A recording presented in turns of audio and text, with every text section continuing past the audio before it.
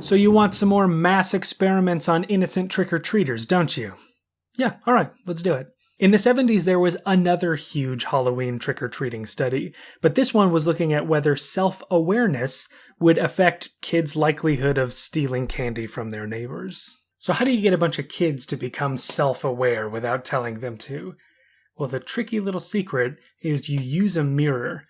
Mirrors are these crazy things that when you look into them, you're face to face with who you really are.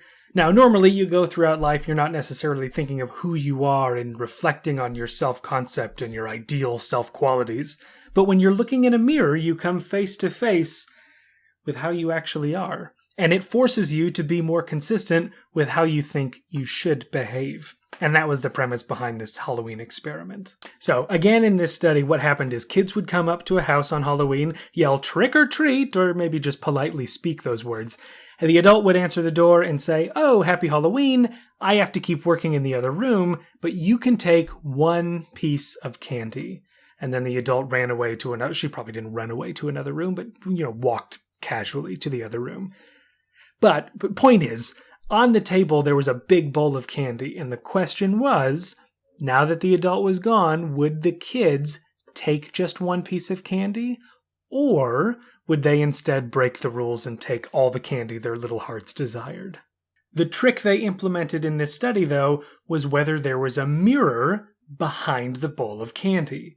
So sometimes when kids would go to take their candy, they would come face to face with their little selves dressed as a Minnie Mouse or whatever they were doing, about to take a piece of candy.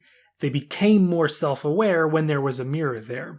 Other times, there was no mirror behind the bowl of candy. And what they found was that when there was a mirror, rates of breaking the rules went down. Kids were more likely to actually just take one piece of candy if there was a mirror sitting right behind the bowl.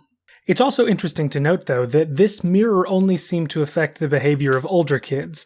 Younger kids didn't seem to be bothered by this mirror. They didn't have a developed enough self-concept to face the ethical quandary to quite the same extent. But it remains the case that older kids, when they had to look themselves in their beady little eyes when they had to take a candy from a bowl, they had to ask some really deep questions about who they were and who they wanted to be. As with all the other studies we've looked at in Halloween psychology, this isn't just about trick-or-treating. It tells us something bigger about social psychology as a whole. And in this case, we learn about self-awareness and what it does. What we've seen is that when we look to ourselves, we become more aware of ourselves. We have to face the implications of our behavior for who we are as people. And it becomes harder to justify bad behavior because that bad behavior would reflect poorly on who we really are. I said reflect poorly. There's a study about a mirror. That was pretty good, right? You just tell me it was good. Well, that'll do it for this 3-part Halloween psychology series. Hopefully you enjoyed learning about these experiments. As before, if you want to know more information about this experiment, go ahead and click on the link right here to be taken to a full blog post with all the details. But if you also want to know about other experiments in psychology and what they can tell us, click on, the other link, wherever it is, and you'll be taken to information on that end. And that does it for this. Hope you enjoyed these videos, and, happy Halloween.